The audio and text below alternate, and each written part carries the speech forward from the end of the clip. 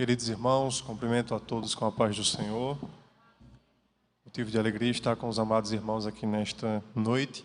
Estamos nos adaptando, irmãos, é bem diferente. E os irmãos que estão em casa também, vos saúdo com a paz do Senhor.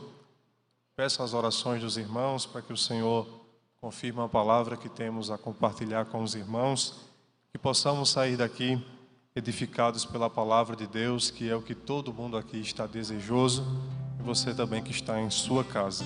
Meus irmãos, eu quero agradecer a confiança do nosso pastor Edivaldo, também do presbitério da igreja, representado na pessoa do presbítero Adriano. Agradeço a oportunidade de poder compartilhar também da palavra de Deus com os irmãos. Convido-vos a abrir sua Bíblia no Evangelho de Jesus segundo o relator Mateus. Evangelho de Jesus segundo escreveu São Mateus, capítulo 14, o versículo 22 ao versículo de número 30.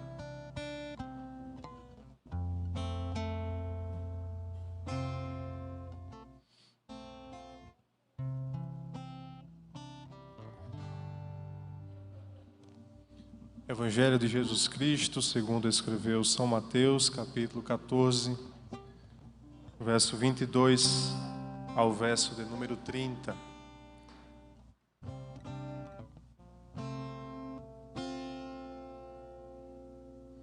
Diz assim a palavra do Senhor.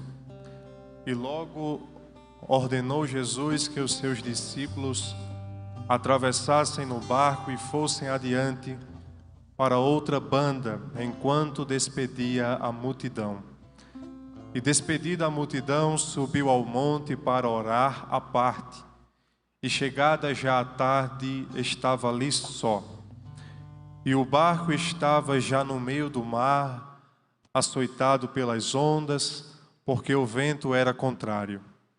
Mas, à quarta vigília da noite, dirigiu-se Jesus para eles, caminhando por cima do mar. E os discípulos, vendo-o caminhar sobre o mar, assustaram-se, dizendo: é um fantasma, e gritaram com medo.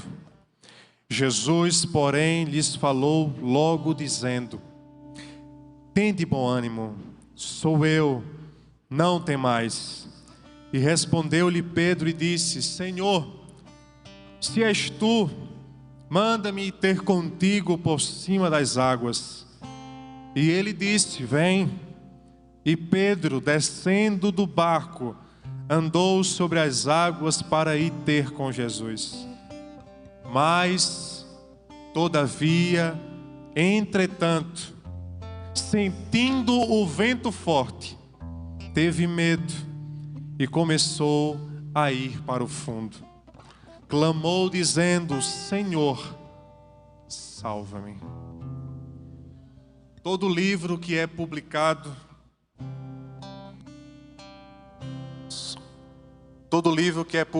irmãos, ele sempre vai passar por novas edições. Qualquer autor que publique o seu livro, ele tem o cuidado de constantemente estar fazendo novas edições do seu livro. Esse cuidado é para que o seu livro fique atual e não perca a sua validade com o tempo. Todos os livros recebem edições novas, 8ª, 9ª, 10ª edição. Um fato novo acontece, é inserido no livro. Todavia, a palavra de Deus, desde que foi selado com o livro do Apocalipse, ela não recebe novas edições. Ninguém escreve mais nada na Bíblia. Não há palavra nova inserida neste texto sagrado. Mas, mesmo assim, nós estamos diante de um livro que não perde a sua atualidade. Estamos diante de um livro que a sua mensagem é atual, recorrente, permanente, necessária para os nossos dias. As histórias que existem neste livro sagrado, a atuação de Deus por meio de Cristo, dos apóstolos, da igreja, dos profetas, dos homens e mulheres de Deus, patriarcas, todo esse desfecho de Deus trabalhando na história deste livro sagrado, vemos uma mensagem atual. E por mais, irmãos, que estejamos familiarizados com a Bíblia Sagrada, ela é sempre atual. Por quê? Porque os problemas que a Bíblia trata são problemas atuais. Não existe problema, dificuldade, ansiedade, medo, qualquer necessidade humana que a palavra de Deus não vá ao encontro, não seja um remédio eficaz, necessário para a ferida que estamos enfrentando. Então, querido irmão que está também aí na sua casa, graças a Deus pela Bíblia Sagrada, que nos traz a vontade expressa de Deus para todos os períodos e momentos que estamos atravessando na vida. Amados irmãos, o que seria apenas uma travessia comum, tornar-se-ia uma das grandes provações que os discípulos iriam enfrentar na vida. É verdade que os discípulos estavam acostumados ao ambiente marítimo, tempestades que vinham, que iam, mas nos parece que essa tempestade do capítulo 14 de Mateus é uma tempestade diferente. Há um medo exacerbado na vida dos discípulos. Há um perigo eminente de morte na vida dos discípulos. Então, irmãos, não estamos falando de qualquer tempestade. Estamos falando de uma tempestade que causava medo aos discípulos. Interessante que eles poderiam pensar, que coisa, né? Eu estava aqui pescando, estava aqui vivendo minha vida normal, mas agora que a gente está servindo a Deus, estamos passando por uma tempestade tão grande como essa. Mas eles não ficaram detidos nesse pensamento. A história sagrada nos diz que o Senhor, terminado uma pregação, foi para o monte passar a noite em oração. Deu a seguinte mensagem aos discípulos: vão ao barco e caminhem, vão, naveguem para outra margem. Era uma simples travessia de mar. Mas, irmãos, estava ali uma grande provação de fé para os discípulos do Senhor Jesus Cristo. O Senhor não era apenas um professor teórico de novas mensagens, de nova interpretação da lei, mas Jesus era um mestre, um ensinador prático. O Senhor, além de dar discurso que mudava a vida com autoridade, Jesus também permitia provação para ensinar aos discípulos na prática o que é confiar no Senhor. Bendito seja o nome de Jesus. Amados irmãos, Jesus agora vai ensinar aos discípulos. E qual foi a matéria escolhida para aquele ensinamento? A matéria foi a fé. Essa matéria ninguém está formado. Eu nunca vi um crente dizer que está apto para passar por qualquer provação. Sempre tem uma provação nova que surge na nossa vida, que vai requerer uma fé que em outro momento a gente não teve. Jesus sempre tem que estar nos ensinando sobre fé. Ninguém aqui tem diploma na fé. Todo dia a gente aprende um pouco mais. E os discípulos estavam para aprender uma grande lição com o Senhor. A disciplina foi a fé. E o instrumento para aplicar a prova foi o vento. Jesus não colocou uma tabuada, uma prova escrita para os discípulos. Mas o instrumento da avaliação desta prova da fé foi o vento forte soprando naquela noite. Amados irmãos, o vento na Bíblia é um elemento curioso. Ele age para os desígnios de Deus. Vento na Bíblia Sagrada está sempre relacionado a algo que pode trazer uma coisa boa para mim, mas também pode trazer um medo para a minha vida, pode trazer uma destruição. E nós que somos crentes temos um vocabulário, né, irmãos? Nós formamos o nosso vocabulário e o crente, ele consegue falar para o outro, né? Irmão, está vindo um vento aí tão forte, estamos passando por um vento, por uma tempestade. E na Bíblia é da mesma forma. Esse vento que o Senhor permitiu, soprou o mar, e o mar formou terríveis, fortes e empoladas ondas. O vento soprou também na vida de Jó, e quando o vento soprou, trouxe destruição. O vento também em Ezequiel 37 foi soprado, mas aquele vento trouxe vida. Então Deus, irmãos, sempre está permitindo o vento soprar. O vento nunca está fora do controle de Jesus. O vento sempre está no controle de Jesus. O vento não vai soprar a mais daquilo que o Senhor está permitindo soprar. Embora o vento seja terrível, irmãos, o vento não está fora do controle do nosso Deus. Bendito seja o nome de Jesus. E o vento soprou ali. E o vento começou a formar terríveis ondas. E se não bastasse o vento forte, a tempestade, os discípulos começam a ver um luzeiro lá no final. Irmão, se a prova já está grande, se o perigo já é iminente, e uma luz agora no meio do mar, os discípulos pensam agora, tem um fantasma, vai matar a gente vai morrer aqui no meio desse negócio. Olha, irmão, tá vendo? Era crente, mas tinha medo de fantasma, né? Interessante a vida comum de cada um de nós. E os discípulos ali naquela perturbação, pensam que Jesus, quando está vindo por sobre as águas, é um fantasma. Mas, irmãos, esta permissão que Deus trouxe aos discípulos, o Senhor estava ensinando várias lições. A primeira lição que o Senhor ensina é a nossa atitude quando o vento soprar. A nossa atitude será de se afugentar, temer ou ir ao encontro de Jesus. Pedro é tão criticado, irmãos, e muitas das vezes tecemos alguns argumentos fortes com relação a Pedro. Mas Pedro, irmãs e irmãos, foi o único que não ficou no barco quando constatou aquela voz que dizia: não temas. Pedro não ficou no barco do comodismo, mas como era da personalidade de Pedro ser alguém intrépido, corajoso, metia os pés pelas mãos, aí Pedro diz: Senhor, se és tu mesmo, eu quero ir ter contigo por sobre as águas. Eita, que crente, irmãos. Pense num crente, viu? A gente olha assim e diz: não, Pedro é muito crente. Mas, irmãos, Pedro é igualzinho a mim e a você. Tem momento que a gente é muito, tem momento que a gente é pouco. Tem momento que a gente está fazendo coisas que a gente nem acredita que fomos nós mesmos com a capacidade de Deus.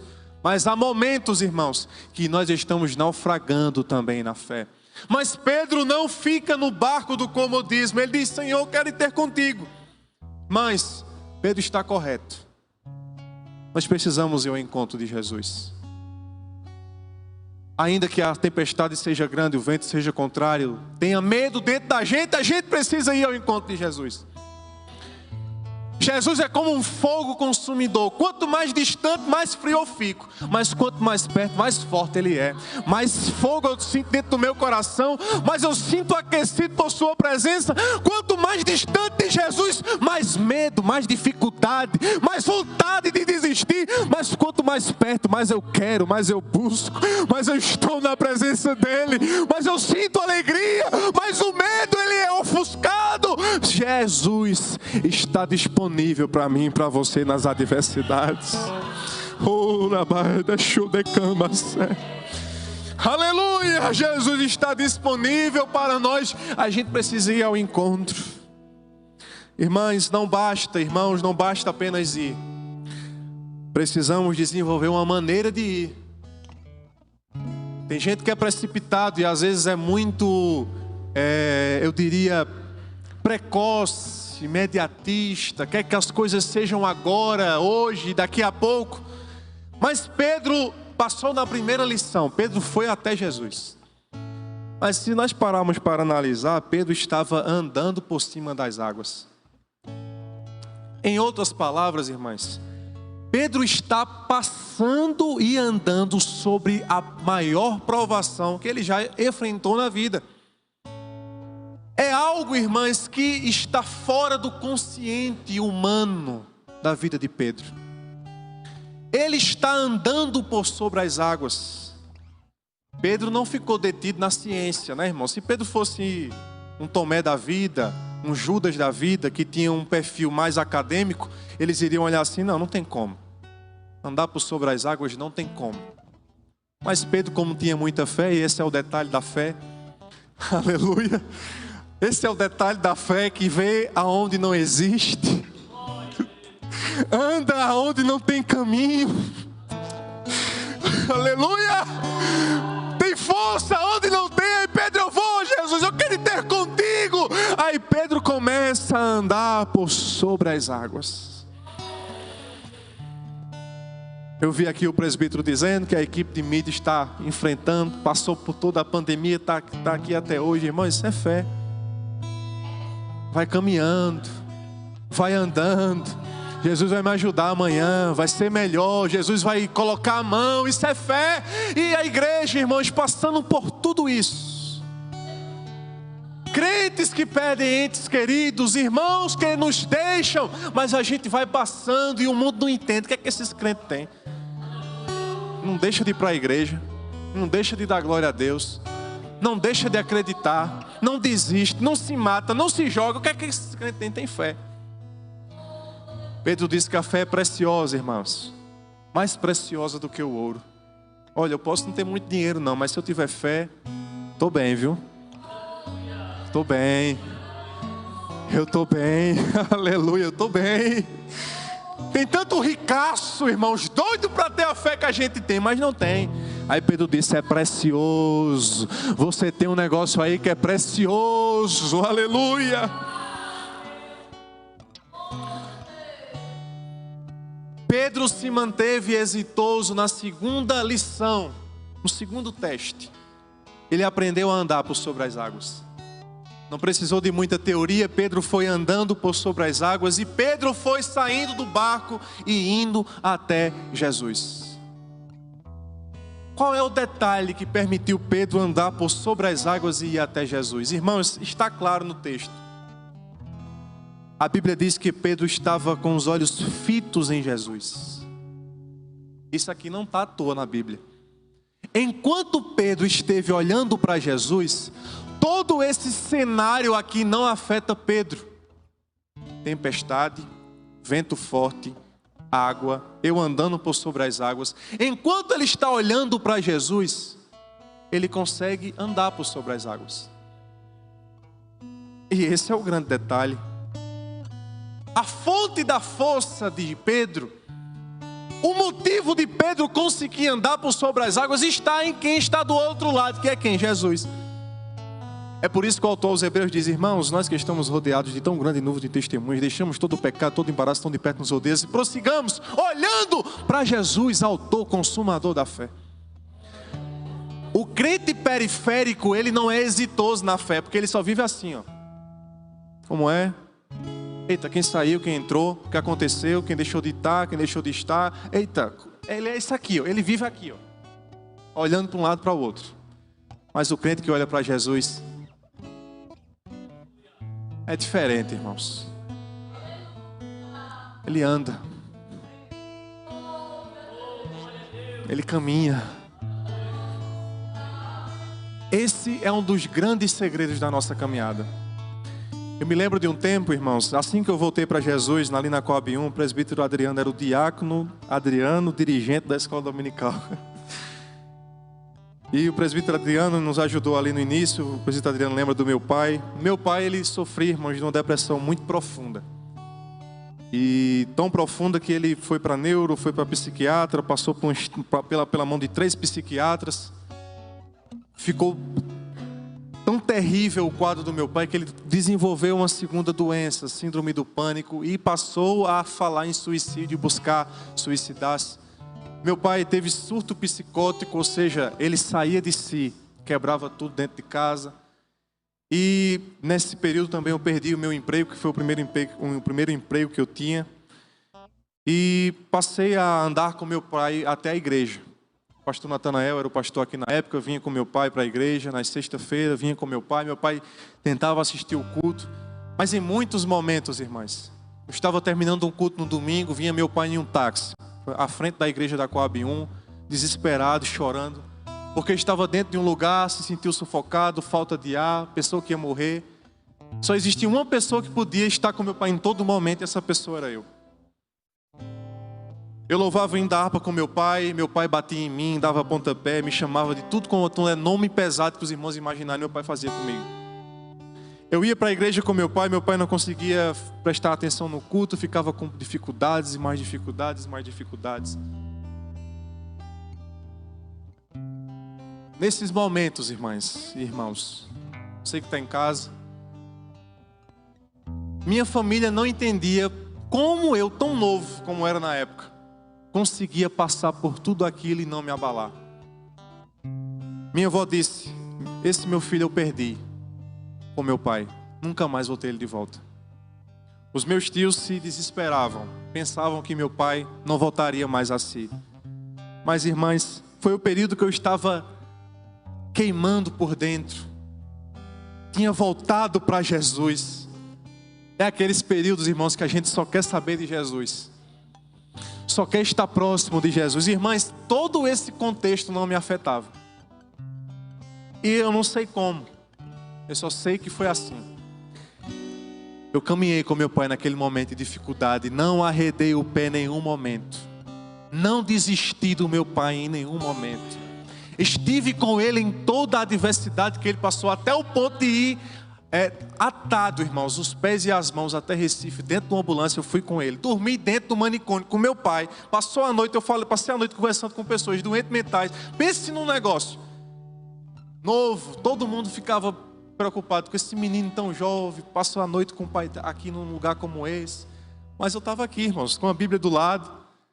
Chegou alguns doentes ali: eita, meu nome é bíblico, meu nome é tal, meu nome é tal. Porque eu estava com a Bíblia ali do lado. Eu só passei por tudo isso, irmãos. Meu pai hoje está são, bem, nem parece que teve um problema. Mas o instrumento que Deus usou ali para estar com ele em todos os momentos foi a minha vida. E o segredo não foi autoajuda, o segredo não foi nem ninguém em nada dessa terra. O segredo foi a fé que eu depositei no meu Jesus, de passar por toda aquela adversidade. Pedro, enquanto esteve olhando para Jesus, andou por sobre as águas. Enquanto você estiver olhando para Jesus, você vai andar sobre as águas também. Andar por sobre as águas é andar no improvável, impossível, inexplicável. E isso é o que Deus tem preparado para mim e para você. É andarmos por sobre as águas. Quem anda por sobre as águas não vê o mar, mas vê quem está sobre o mar. Quem anda por cima das águas e tem fé, não vê o tamanho do vento, mas vê o Deus dono do vento. Quem está andando por sobre as águas com fé, não se preocupa em como vai chegar, mas em saber como chegar até lá. Isso é o que o Senhor tem preparado para nós. Passarmos por essas adversidades. Queridos, mas na terceira lição, Pedro não é aprovado. A Bíblia diz que o vento só cessou quando eles retornaram para o barco. A gente pensa, eu pensava assim, que quando Pedro estava andando por sobre as águas, o vento tinha cessado. O mar tinha acalmado. E estava Pedro andando sobre a bonança. Mas se os irmãos observarem, o versículo de número 32 diz assim: e quando subiram para o barco, acalmou o vento. Eu vou repetir. E quando subiram para o barco, acalmou o vento. Mas, irmãos, queridos irmãos que estão em casa, se o vento está soprando, o vento vai fazer onda. E aqui no texto sagrado, a Bíblia nos diz que o vento só cessou quando o pezinho do último discípulo entrou dentro do barco. Então, subentendemos que todo esse processo de Pedro por sobre as águas, Pedro estava andando sobre as águas em meio a tempestade, vento forte.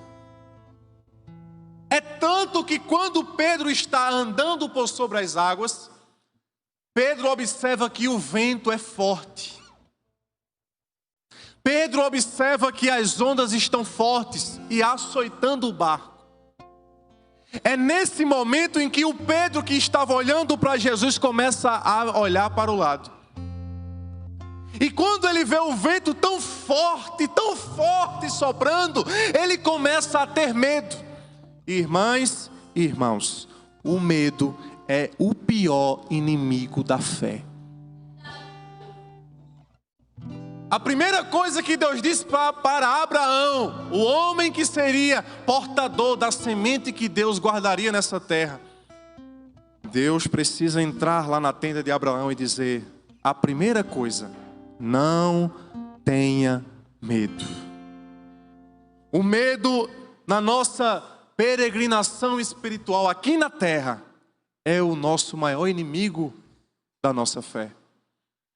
E Pedro, quando começou a olhar para isso ao seu redor, começou a ter medo. Qual foi a consequência do medo? A Bíblia nos diz que Pedro começou a reparar no vento. A palavra grega, irmãs, usadas para isso é a palavra blepo, que quer dizer, ele começou a reparar ao redor. Ou seja, Pedro perdeu o foco. Eu e você, se a gente perder o foco, a gente vai começar a naufragar na fé. Se você perder o foco, você vai naufragar na fé. O presbítero Adriano disse que Deus está dando vitória no meio da pandemia. E Deus abriu uma porta para mim, irmãos, no meio dessa pandemia. Mas irmãos, eu passei 1 ano e pouco em casa com a porta fechada. E do jeito que eu saí da empresa que eu trabalhei, foi uma saída que não foi muito digerida por mim. Mas eu nunca, irmãos, fiquei martelando aquele negócio. Eu ia adiante. Nunca perdi meu foco. Nunca fiquei em casa retido, entristecido. Nunca coloquei a culpa em Deus. Nunca coloquei a culpa em ninguém. Tudo o que está acontecendo, qualquer vento que sopre na minha vida, está no centro da vontade de Deus. Pedro olha para o vento, começa a naufragar. Se você olhar para o vento, você vai começar a naufragar. É a matemática espiritual. Reparou no vento, começa a naufragar. Reparou na prova, começa a naufragar. Reparou na dificuldade, começa a naufragar. Pedro olhou para o lado, começou a naufragar. Mas irmãs e irmãos, se ainda nós estamos sentindo um naufrágio, porque é o seguinte, irmãos, esse naufragar de Pedro é algo interessante, porque não foi de uma vez. Ele começa a naufragar. O que quer dizer isso? Que enquanto nós estamos sentindo que iremos naufragar, você ainda tem uma boca para falar, não tem? Você ainda tem uma garganta para clamar, não tem? Aleluia. Você ainda tem algo para falar, não tem? Pedro está naufragando aos poucos enquanto ele está sendo suplantado pelo vento. Mas quando ele está morrendo, ele faz a oração mais sincera da Bíblia, mais pequenina da Bíblia. Senhor, socorre-me. Aleluia. Pense numa oração sincera. Existe uma distinção, irmãos, de oração e clamor. O clamor é diferente de uma oração comum. Sabe quando é que eu e você iremos clamar? Dependendo do tom do nosso contexto, das nossas adversidades. Quer ver um crente nariz empinado? Deixa ele sem provação, sem dificuldade, sem problema, tudo certo, tudo indo bem ao seu lado, ele vai viver assim. Mas quando a aprovação chega, a aprovação tem esse poder. E aquele que perde muito tempo em como falar com Deus, nos momentos de adversidade, ele deixa de lado a eloquência, as palavras bonitas, o impressionar a Deus, e ele traz de dentro de si a oração mais sincera que ele tem. Está doendo? Clama. Está se afogando nas adversidades? Clame, irmão. Está doendo? Clama. Se tem uma boca, tem uma voz. Se tem uma voz, tem um ouvido de Deus para ouvir. Bendito seja o nome de Jesus. Clame. Clame. Quando Pedro clamou, o Senhor estendeu as mãos. O Senhor estendeu as mãos. O Senhor está conosco, nos ensinando em meio às adversidades. O nosso Mestre não nos abandona em meio às adversidades. Ele está acompanhando o vento que soprou, a onda que se levantou, a onda que bateu no barquinho, os nossos pés sobre as águas, os nossos pés que naufragam. Tudo está diante dos olhos de Deus. Que o Espírito Santo de Deus toque nos corações que estão ouvindo essa mensagem nesta noite. Escute a voz de Deus dizendo: eu estou vendo tudo. E o contexto da passagem que Jesus estava vendo lá desde o monte. Você não foge do olhar de Deus. Irmão Wagner, só que eu poderia colocar um Ré maior, por favor. Glória a Deus. Convido a igreja a ficarmos de pé e vamos louvar a Jesus.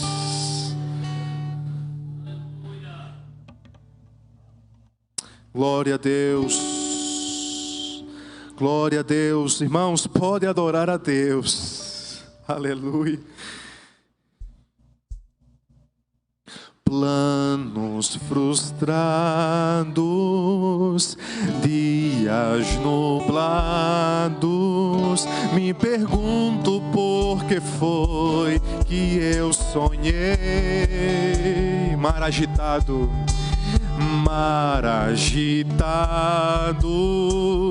tempo fechado, já não faz sentido as rotas que tracei,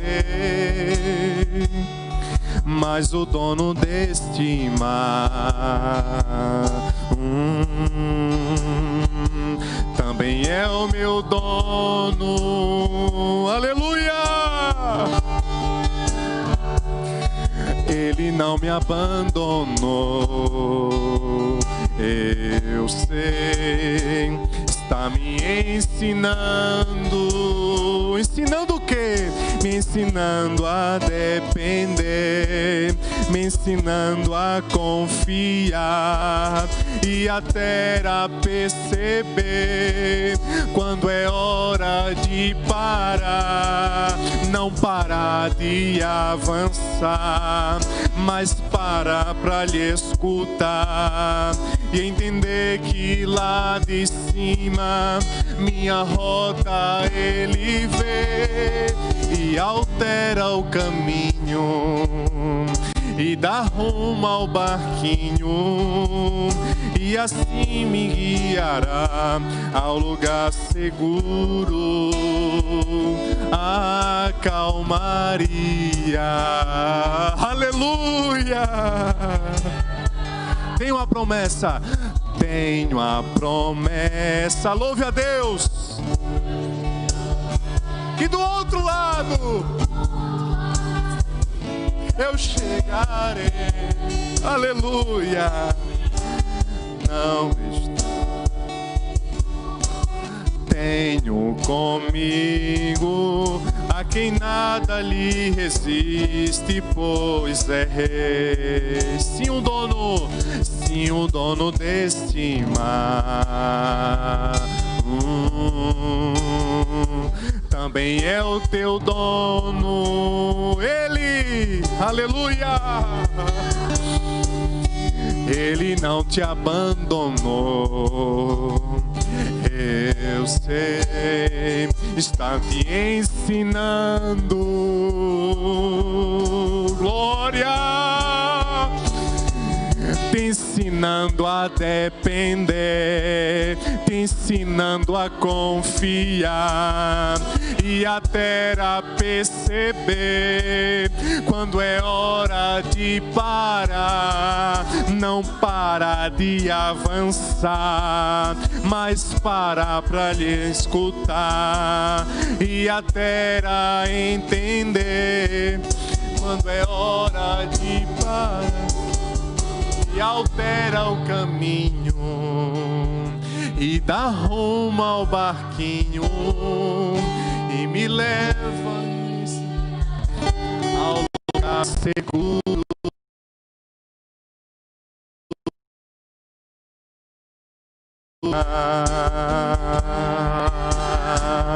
A calmaria. Jesus está no barco, Jesus está contigo, não te abandonou. Jesus está conosco, bendito seja o nome de Jesus.